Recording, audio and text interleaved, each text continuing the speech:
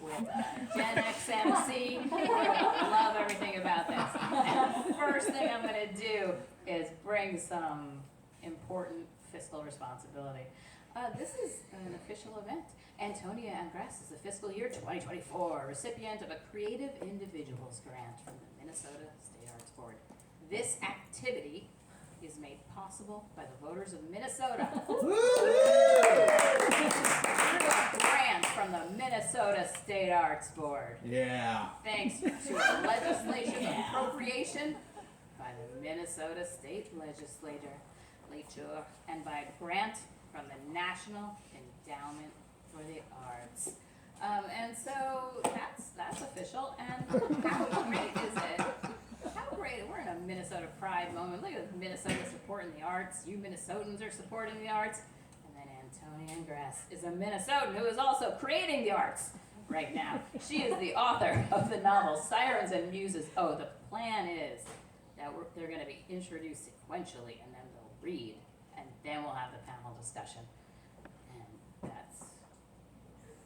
Hit me up if you need a recap of that. Okay, Antonia Angress is the author of the novel Sirens and Muses, which was a finalist for the Minnesota Book Award and was named a Best Book of the Year by Glamour magazine.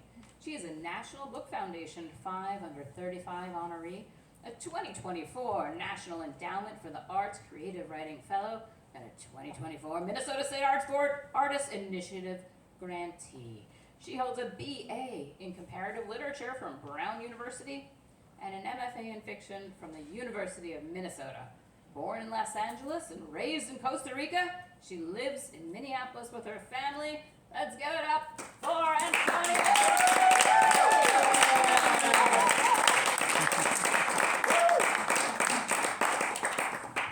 Thank you, Dara. Thank you all for being here. Thank you, Minnesota taxpayers, which I assume all of you are.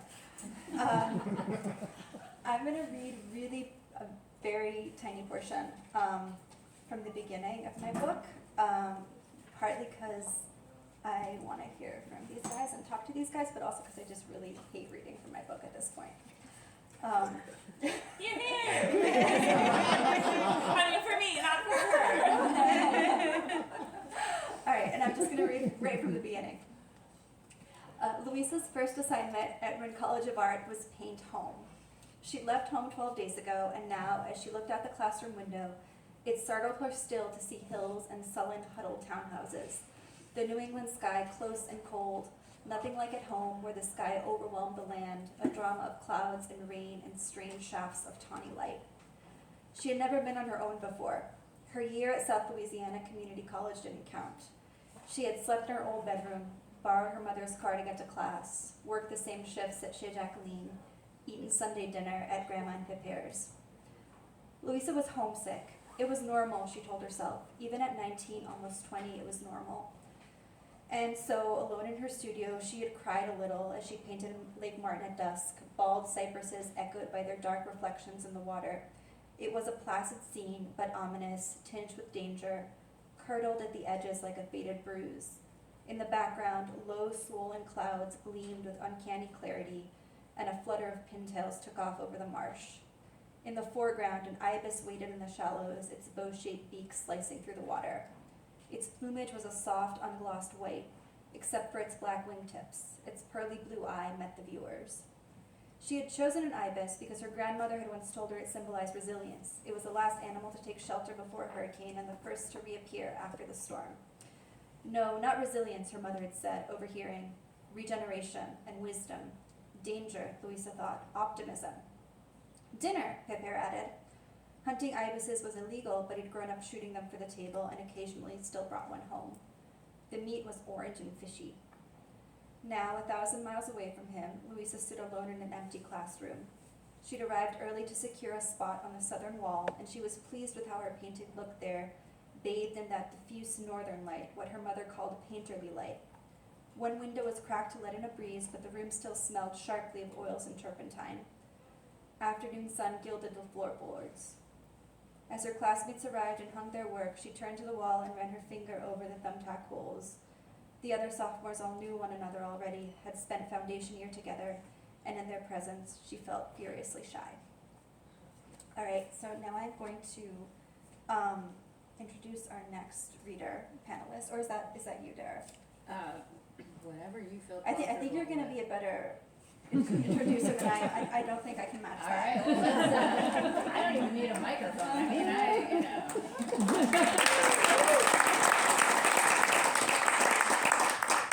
Antonia Angress. She's one to watch, people. All right, so how about ye old Sally Franson? Writers of all of South Minneapolis, you might have read a recent issue of Minneapolis St. Paul magazine where we got all her secrets. But if you didn't, I believe it's online now. So Sally Franson, aside from being just generally spectacular, is the author of the novels Big in Sweden, a Twin Cities Live book club pick, and she also wrote A Lady's Guide to Selling Out. Her work has appeared in the New York Times, The Guardian, Best American Travel Writing, and on NPR, among many other places. She was a 2022 cast member of, Sally, you say it.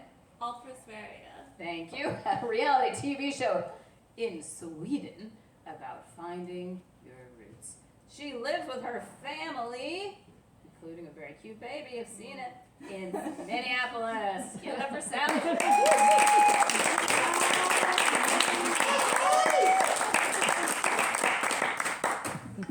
Dara, I think you should get a job busking. If you were looking for a side hustle, I feel like you could be really good at it. Find me a writer who's not looking for a side hustle. Yeah. Oh my god. I'll take any kind of hustle. I don't have much these days. Okay, I'm going to read just a tiny section from the start of so this is about a reality TV show and a trip to Sweden that's life-changing for the main character and along with all of her cast members. So our main character, Polly, has just met all of her cast members and they've been instructed to row across a 3-mile-long strait from Denmark to Sweden, and they're bad at it. So I'll just give you a little taste of the tone before I move on. What is it about America, anyway, that cultivates mean-spiritedness like an invasive species? Kudzu in the South and French broom in California, deer ticks in New England and ranch dip in the Middle West. I pondered this question as the cameras turned on and my castmates began battling for first place on the proverbial call sheet. Brock tried to dominate by walking faster than the rest of us. Honor launched into a prepared speech about immigration, homelessness, and displacement. Becky began shouting about what awaited us on the other side of the water. Meatballs! Loud enough that no one else could get a word in. Kevin kept stepping in front of Deborah so that the camera could catch his good side, and Tom, irritated with the others, started talking over producer Anna by saying he had to take a piss. The latter offended Deborah, and doubly so when Tom walked over to the edge of the dock and started to unzip his pants. Junior, who didn't like fighting any more than I did, ran over to Tom and told him about the cafe with a bathroom right across the square, and I ran straight over to Deborah for a tete-a-tete about the turpitude of straight white men. No respect, except for each other, she complained. You think if Anna was a man, Tom would interrupt her like that? Meanwhile, 10 feet in front of us, producer Anna looked not only quite pregnant, but quite devoid of her chipper demeanor. These walking shots should take 5 minutes, she called through gritted teeth. When Tom got back from the cafe bathroom, we tried the walking shots again, but first we walked too fast, then too slow. Then there was too much shoving. Then we looked angry. Then our smiles were fake. Then we were smiling too much. By the time we were all arranged in the boat, including Anna and the sound guys, we were exhausted, hungry, and about ready to throw each other overboard. And yet, what an incredible opportunity! Becky boomed into the boom mic as we pushed off from the dock. To reverse the path of our ancestors. Yet it soon proved difficult, even for the athletes among us, to row and choose scenery simultaneously. We listed to the left, then the right. Then Deborah's arms grew tired. Then my arms grew tired. Then Honor's arms grew tired. We were only a quarter of the way across the strait, and Becky said she was tired of us belly aching. Get over yourselves and move, she roared. She looked at me as she said this, probably because I was using my oar as a chin rest. The camera panned to her face. She said, "Our relatives gave up everything to come to America. They were starving. Some of them died on these boats, and some of them died when they got to our country. But you know what? They never gave up, and they never stopped grinding." "I'm sorry, I just need a minute," I said. "I haven't been to the gym in a long time." "That's the problem with our country," Kevin chimed in from the back of the boat. "Some people want to sit around while the rest of us do all the work." I'll stop there.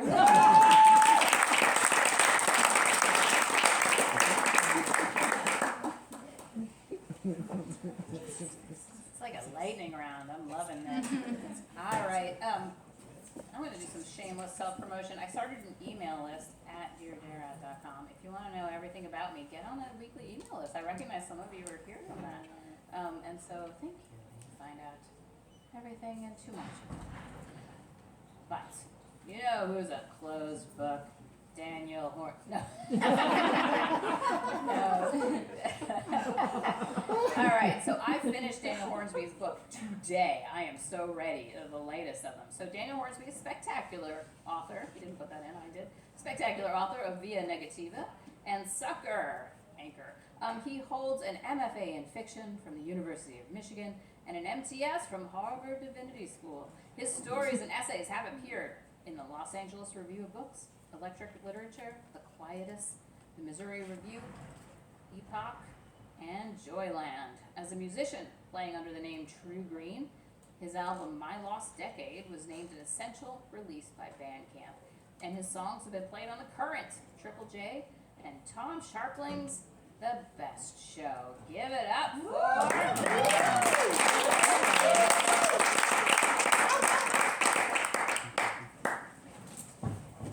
Thanks, Dara. Thanks, Antonia, also for putting this together. And let's just thank Sally, because she's great. We listened to, we went on a road trip a couple weeks ago and we listened to the audiobook of, the audio form of Sally's book. And Meg Ryan reads it, right? Correct?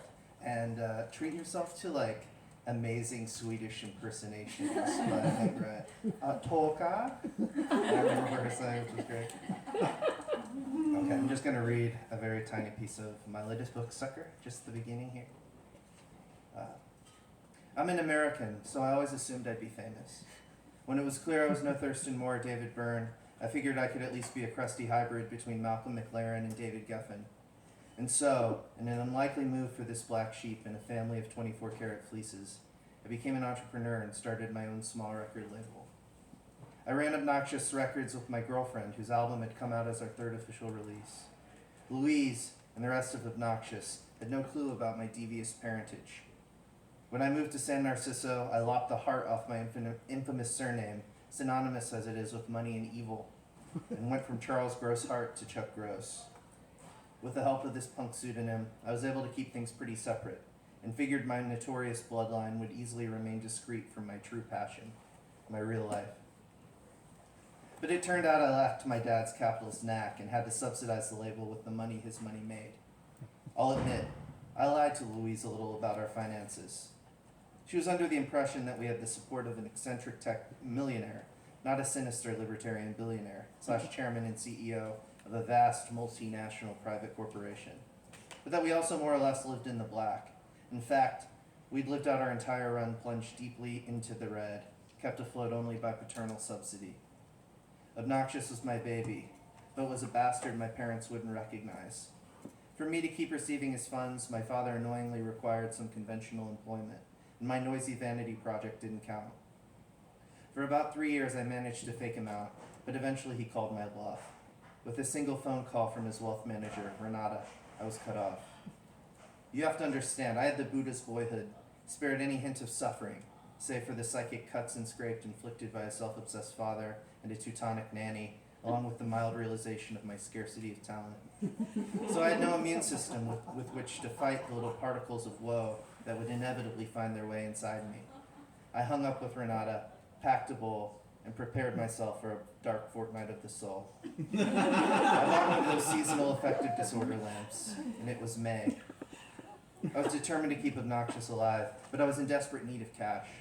I owed several audio engineers and one producer a lot of money, and a band was due an installment of their advance. Thanks to a handful of well-received releases, we were just about to rise from boutique status, slowly gaining a national reputation among people who care about these kinds of things. But now that Renata had sniffed out my employment status, all my plans would implode. I'd be penniless until I could find a job that met Dad's criteria. Cutting me off was a codependent ploy. For a year or so, I'd been laying the groundwork to someday really and truly break free from my famously evil family, and I think he or Renata might have caught wind of my vague plan. This way, he could snip the cords of the puny safety net I was fashioning for myself before it was strong enough to catch me. I'm just going to skip ahead to this ominous paragraph.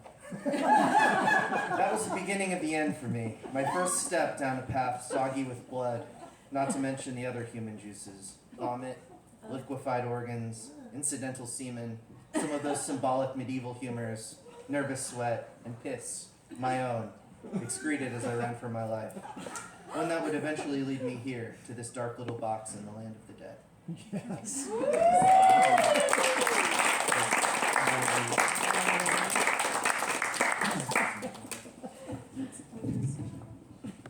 You should just put all three of them together. Alright. Yay, that was fun. I'm gonna just hold on to this one, and you guys can have that. So in the New York Times review of Antonia's book, they said that her characters rise every day and choose chaos. And I thought that was very nice. Because that's the essence of a propulsive plot, right? You can't have characters that rise every day and choose and go back to sleep. But what can you write about?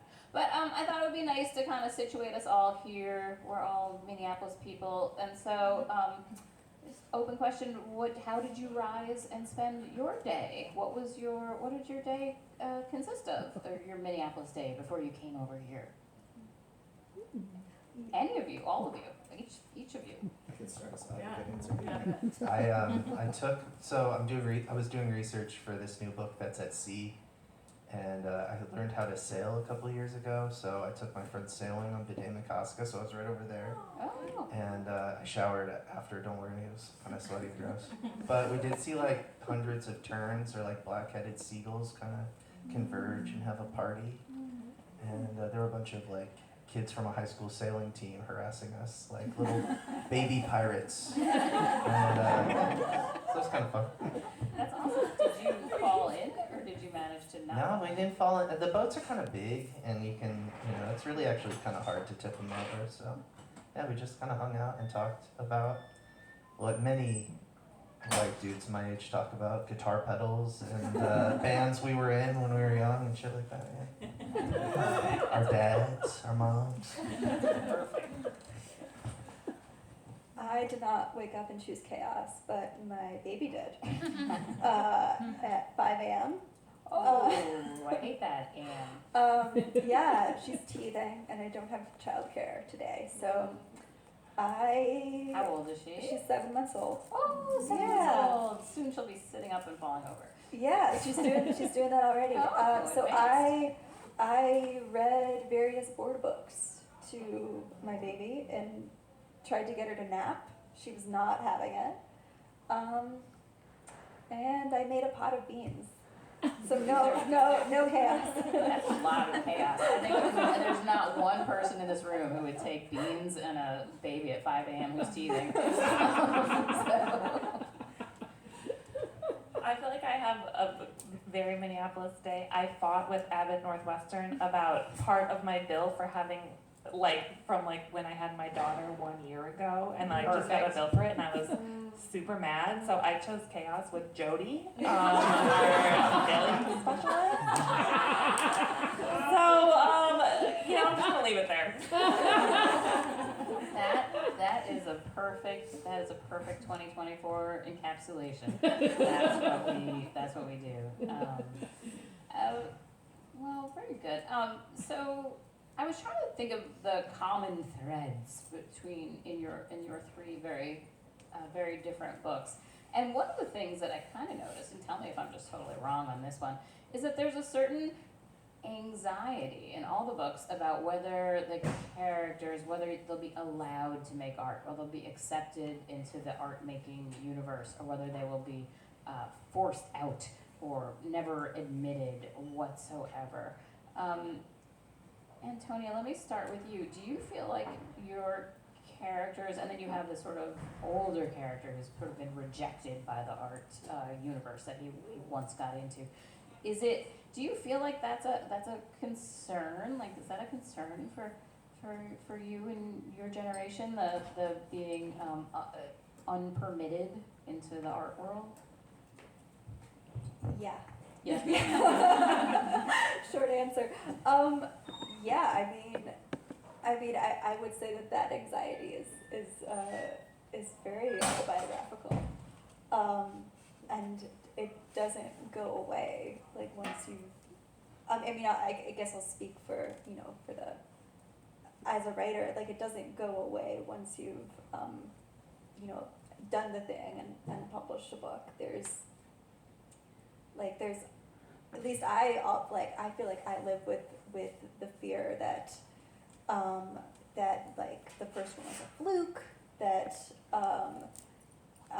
that I'm not capable of writing another book. I feel like every time you sit down to write a new book, it's like you're standing at the bottom of a gigantic mountain and you don't know whether you have what it takes to get to the top. So there's that. I mean, there's sort of like the the personal struggle to wake up in the morning and make art. But I mean, we live in an artistic landscape that operates under capitalism, right? Brutal capitalism. Really, Super bad capitalism. brutal capitalism. Yeah, so absolutely, I worry that I'll write another book and I'll be told, well, this is not marketable, though. The readers don't want to buy this kind of book, so we're not publishing this. I recently, fair, but if you want to feel worse, I recently read Edgar Allan Poe's biography, and holy moly, probably everybody in the world knew this but me, but man, he died in poverty because everyone was telling him he was a failure, and he thought he was a failure. That man had literally, you could buy his head as a planter at Michael's right now. He's that famous. oh yeah, I feel like that's a lot of writers and artist stories. Like they died thinking that they were total failures.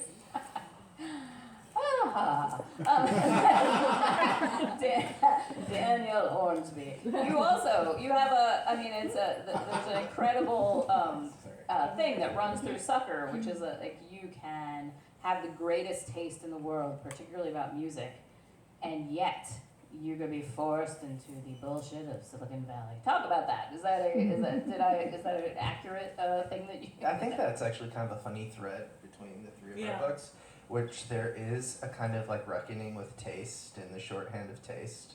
Like, like in your book, right? They're like, you kind of size up all the other contestants and you're like, oh, this got this piece of shit. And some of them are awful, like just straight up, but you do, and I think in your book too, right? Where it's like, just having taste as like a defense mechanism for a couple characters, like keeps them from growing emotionally or like accessing like their actual desire and what they want. And so I kind of think, like, for me, and like, I grew up in Indiana, went to school in Kansas, like taste was a shorthand for like finding people who were kind of like you, whether it's like music, art, whatever. But I've been thinking more and more about how like taste can just be this way for like assholes to kind of one up each other as well. And like, obviously it's cool to like cool shit, don't get me wrong. But like, that's not everything. Like, that's not people's actual commitment to like making a better world or making a more just world or anything like that. And I don't know, I've seen a lot of people kind of mistake one for the other. That like, oh, look at like, it's very clear to me that you could like do everything in the coolest way and still be a huge pig, which is kind of what I set out to do with this character. Oh wait, more on that. Well, just with Chuck, that like, you could like have, I don't know, the perfect taste in punk music or whatever, and then still be, essentially like have blood money in your veins, Well, that's kind of what dooms him, right? Is that having perfect taste is what prevents him from a perfect taste in punk rock is what prevents him from, I don't know, doing something else. Yeah, or like really engaging, really like being with people. I don't know, or like I don't know. It's like a defense mechanism for him to kind of like isolate himself from his parents while still using their money to do whatever the fuck he wants. Yeah. I love that every time things go really bad for him, he just starts buying really important art objects on the internet, like 45s and stuff. It's like I know that person. Martin Shkreli, famously, the like pharma bro dude who drove up the HIV treatment medication for profit, like all companies, I guess, but he did it in a very sinister way. He bought the like Wu-Tang Clan single, they have like the golden CD of an album that was only on this CD, and he famously anonymously bought it. It kind of came out later, I think, in depositions that he had been the one to purchase it. So I always thought that was insane. I knew somebody who was on a label that got like they were a punk band, and they got a very strange advance for their record. They got like $30,000, and it'd be like a little indie band, a little punk band, nobody knew about them, to record this thing, and it turned out it was Shkreli money that he had been funding their label, and they're like, That's so complex. isn't that crazy? I don't know. You know who I thought of? Yeah. As I was reading your book, I thought of Elizabeth Koch, who started Catapult, which is a great publisher and puts out great books. But yeah, it's like the box or whatever. Or did she sell it? Did she? Well, did she know folded she folded a chunk of it. She folded the magazine, but they're still publishing books. Oh, they are. Yeah. But now she has the perception box, which is like some kind of woo-woo. We don't really know what it means. It's just some kind of woo-woo thing about how we're perceived. I don't really know what it is. She showed up. She did like a video with like a strange, like European guru, and explained that she was going to be investing in this new idea. Right. I didn't know about this. I'm gonna look this up on YouTube later. It's a little scary. Like Sally, you're the main character in Big in Sweden. When she when the book opens, she's also in this sort of like can't go in, can't go backwards sort of moment. Does that feel? Do you feel like you have anxiety about that kind of will you be let into the art making community or art making jobs and art making universe? It's funny that is absolutely a thread in our books, and it reminds me of something that the short story writer Antonia Angress said, which is you never have to announce your obsessions will announce themselves. And I feel like that's a great example of like three people making art being actually enormously preoccupied and anxious about if that art is like permissible or okay or something like that, because it's a high wire act making art, I think, in the conditions of this extreme economic precarity that we're in right now. So I think that definitely has like something to do with what's going on in the book. But I think that one thing that writing Big in Sweden taught me, which is very different from Polly's experience.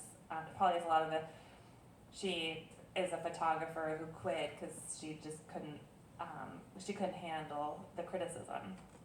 And I think one amazing thing about like writing and finishing a second book is that like in the way that I think taste can be a defense mechanism, I think like belief in one's talent can also be a defense mechanism. Like you're like, well, I'm so good, I'm gonna prove it to you, and I feel like actually pretty relaxed about that at this point. I'm like, I don't actually know if I'm any good, but I just farted out this thing. I hope that you guys enjoy it. I think like that kind of white noise of feeling like I had to show people that I was smart. I think I got through some of that just by writing the book, and which is a relief because I think art, in my mind, is a gift to give other people, and it's I think a less effective means of giving if it's all cut up in my kind of own ego stuff. Very interesting. All right, so let's talk about some other stuff. How is it writing in Minneapolis? Do you feel like Minneapolis supports your writing? Do you feel like it's a struggle here, it's a good place to write. So let's get all three of you on that one. You've lived a lot of places. Yeah. You're like relatively new. Yeah, I'm pretty new. I've been here for like Pretty new. 3 years, yeah. Yeah. You know, yeah, I don't want to like diss other places where I've lived, but I will say that like this is a great place to be a writer, and it's probably, I mean, part of why my partner, the brilliant essayist Alice Boland, in the back in the cool green dress she made. That's why we moved here partly. You know, we have some friends here, and it just seemed like a cool place to make a life if you're writers. So you know, there's like grants that like allow for shit like this, and a lot of teaching opportunities, and bookstores that let you do stuff like this. Yeah, so like as far as other cities I've lived in, I think this is actually pretty conducive. There's like bookstores that will like, I don't know, we had not a beef, but I have some friends who were writers in another town I won't name, and the local bookstore like had a kind of bitter kind of writer dude who owned it, and he would like not put their books in there, you know? And like he was just kind of weird, and you would go up to the counter and there would be like dozens of his books on the counter. There was like a beautiful display of his books by the counter. He was just like a kind of embittered old guy. Wait, tell them what you've done with Milkweed, though. Like a kind of guerrilla. Oh yeah, I've been doing like some little like music shows that also have writers reading in between the like acts, so you can have like 6 different artists, you know, like showing their stuff at the same time, and mix writers and musicians in kind of fun ways. And yeah, I give it 2 thumbs up. Minneapolis for writers. I was feeling kind of nostalgic because the very first reading I ever did was here at Majors and Quinn. And were you here, Ron? It was like an MFA reading. It was like through the program at the University of Minnesota, they put on like a student work thing here, and I just thought that was like the most cool and important thing I'd ever done. I remember like I got like super dressed up, like don't go in my Facebook and find these photos, but I was like very dressed up. I basically was like wearing a boa, you know, I was like, it's my big day, you know. But I think that's amazing that that happened, you know, and like coming here for graduate school at the University of Minnesota, as Antonia did as well. Like there aren't that many fully funded MFA programs that are also in like a big city that have a ton of writers and publishing houses. I never expected to stay after I finished my degree, but truly opportunities just kept knocking at my door that made it impossible to leave. So I feel like really grateful about that, because I've been here for 14 years. Yeah, I have kind of a similar story. I haven't been here 14 years. I've been here 6 years now. But I also did the Mill City reading. And that was I think the first time I read from like a very early version of Sirens and Muses. And I launched my book here. I did not expect to stay here. I moved here from New Orleans, which is very, very different. And I moved here for grad school. And I ended up really, really loving it. It's really affordable. It's like a big city with lots to do, but it doesn't grind you down the way a lot of other cities I've lived in do. I have a lot of my writer friends live in New York. If you're a writer, it's sort of, I feel like Brooklyn just like spawns literary writers. But all the ones I know who live there seem really, really stressed out, except the ones that have secret family money.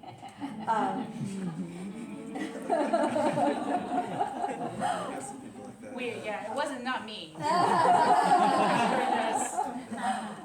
Which I mean, kind of seems like that's what you need to do to live in New York as a writer. You need to have secret family money, or you need to be married to someone really rich.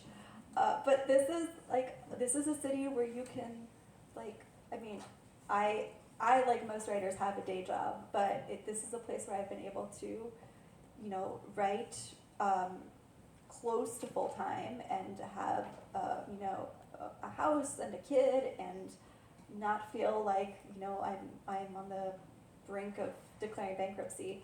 And yeah, I mean, I'm really grateful for that. I'm in the same boat. It's the greatest, and we're heading into writing season. That's how I think of. That's how I think of winter. it's like I kind of love January. It's like, oh, I can't leave my house. It's January. Though I do go for walks. All right, we will. Let's open this up to the wonderful people who are here. You must have questions for these people, or I will just keep coming up with new ones. Yes, there we go. Question. I'd love to hear a little bit about your research processes that went into the book and how you sort of balance that with writing from a place of not really knowing. All right, I'll repeat that. There was a question about balancing research versus spontaneity and not knowing. I'd love to hear Dan's approach on this, because I knew that you had learned to sail for this current book you're working on. Yeah, that's why I was sailing, yeah. Yeah, Because I don't have secret family money. It's a sailing center, it's a couple $100 a year. give me your tax return. Yeah, I like to do a lot of research, like, not as much as like if I'm writing a nonfiction book, but something like where you're kind of pretending you are, you know? So like this new book has a lot of has activists at sea. So I talked to a Costa Rican sea turtle and hammerhead shark scientist, a biologist who's I talked to a hammerhead shark. I can talk to animals. My ex-girlfriend is a dolphin. That's very funny. I talked to a shark. Yeah, I can't top that. I'm sorry. Yeah, so I talked to a guy in Argentina who monitors like illegal fishing with satellites. For this book, I don't know any billionaires personally, but I did talk to a woman who had married into a billionaire family. I was writing the book and somebody was like, she divorced this guy whose parents are billionaires. And so she told me some interesting things, like a Picasso sketch that was in the basement bathroom, or how they had a maid who was Slovenian, and she would do all the dry cleaning for everybody in house, and would iron the bed sheets, which was kind of cool. So I mean, if you can get that kind of service, I don't know. Yeah, so I don't know. I like to talk to people and have interviews as if I were writing a magazine piece or something like that. And because people just have crazy stories and little details that you just have to put in there, Yeah, I feel the same way. Research really lights me up in the way that people are like, write what you know. I'm like, you don't want to be in the cesspool of my mind for 300 pages, I think kind of feeling stepping out into the world is feels like language can kind of come into Technicolor. And I had such fun researching Big and Sweet. People are like, oh, you just lived it, you didn't research it. And that is definitely not true, because there's so much of the travels that they did were places I had never been before I went to Sweden specifically for a research trip, because I wanted to write about the indigenous population of Sweden and go up above the Arctic Circle. And obviously I needed to learn a lot about ABBA if I was going to write about Sweden. So I actually did way more than enough in the book. And what's sort of interesting is that I have all these buck wild crazy stories about the people that I actually did the show with, a lot of which I didn't use because I felt like it wasn't ethical for me to use it. So the juiciest stuff is not in the novel because it's not my story to tell, and I really felt strongly about that beyond kind of the legal concerns. I think it's really fun to pretend to be something and someone else. I think that's where my interest in writing came from, is I read books because I wanted to become someone else. I played make-believe because I wanted to become someone else. And not, I don't think in a, an unhealthy way. It was just a way to, every time I meet someone who's has a job, someone who draws blood, or Jody the billing person, I'm like, what's it like to be you? And I was like, should I become a billing specialist? Literally where my brain goes, it's super reflexive, so, yeah.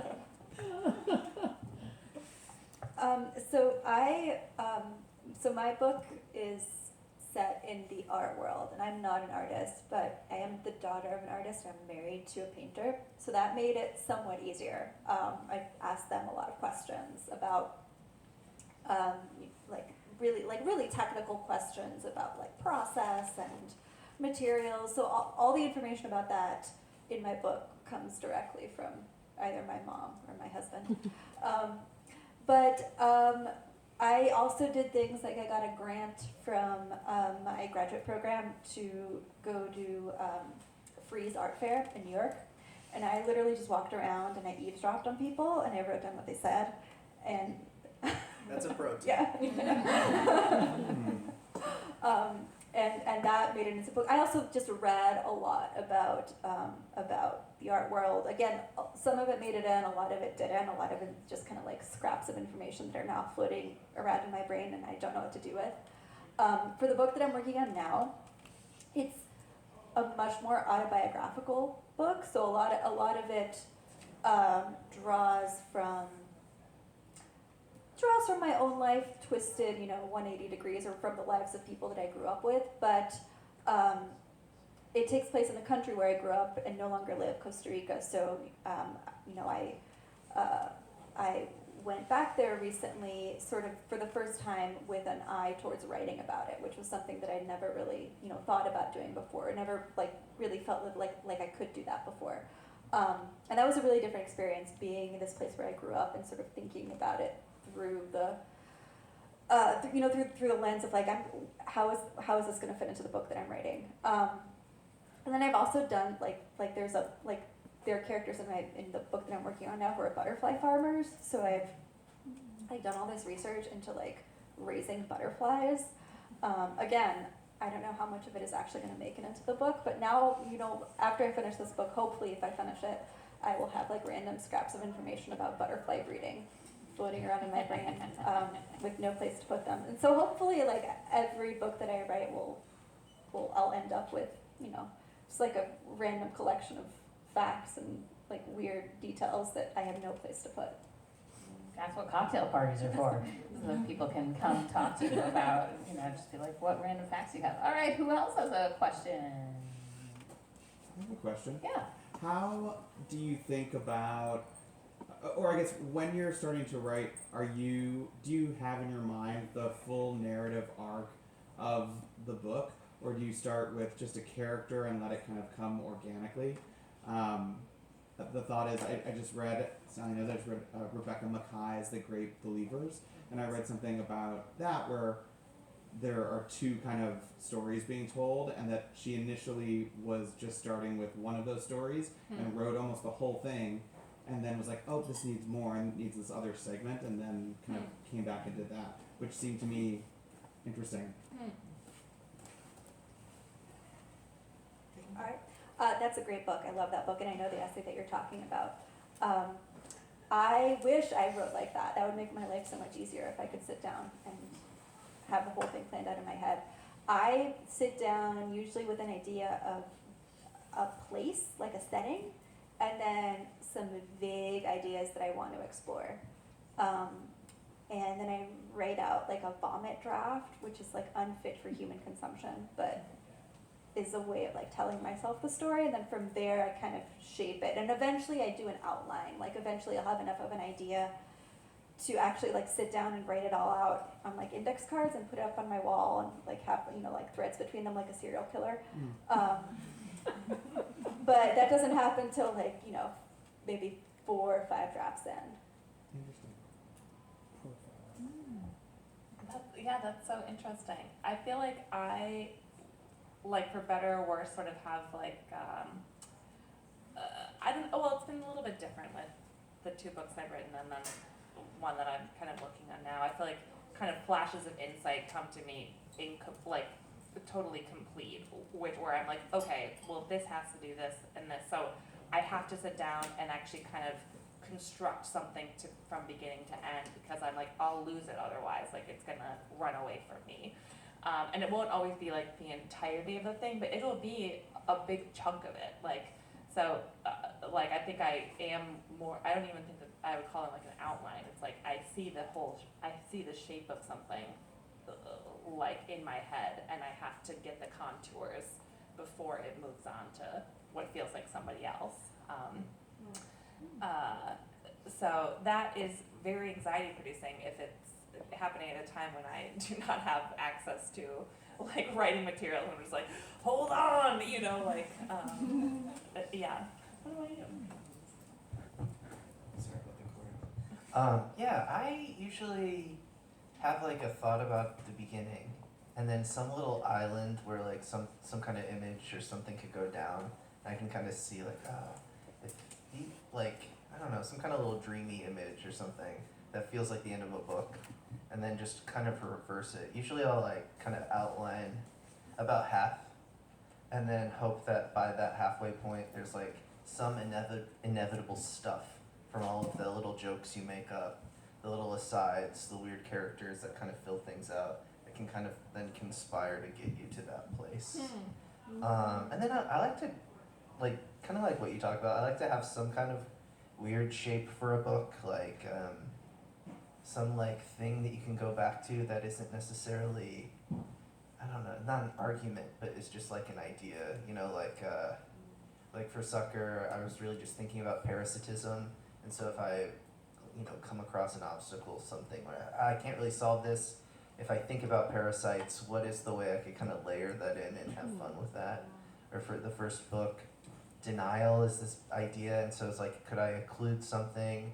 Could I have somebody lie? You know, and just like have that as like, just like something I'm holding, something in the passenger seat, you know? Yeah, this new one has like nets and webs, so if I have a problem, I can just like, how could I inflect that or do the opposite of that? Yeah. All right, well, this is gonna have to be our last question. I lost track of the time. It's 5 to 8, and we've gotta have the book signing and all of this, and I'm so happy that you all came out. The last question. For all four of you, as fiction writers, how do you engage the clusterfuck of contemporary society? Like, are you writing, engaging with what's going on in the world around us on the larger level, or are you writing to avoid that, or are you... I think that you It's a were great psychically connected, because one of the questions that we didn't have time for that I came up with was that you guys kind of miss electoral politics. Like, I feel like, you know, the Donald Trump has been such a thing for 8 years at this point, and Sally, you have a little bit of that in your book, but yeah, and you maybe have it in the very, you know, the architecture of the system, but Antonia, you give that a straight up miss. You don't truck with that. I wrote a historical novel according to. Yeah. So, I mean, yeah, you do engage with that though.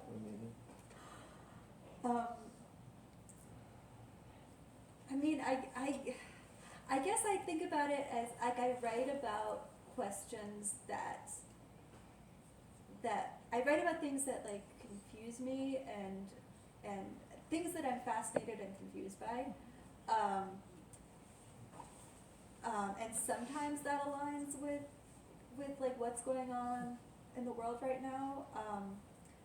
And sometimes it aligns with what's going on in the world when I start writing. Like I started to write my book in 2013, which was not too far removed from Occupy Wall Street, but by the time it was published, it was, you know, a decade later, and the Gen Z kids who come up to me at book signings are like, I love, like, first time I'd ever heard of Occupy Wall Street, great historical novel.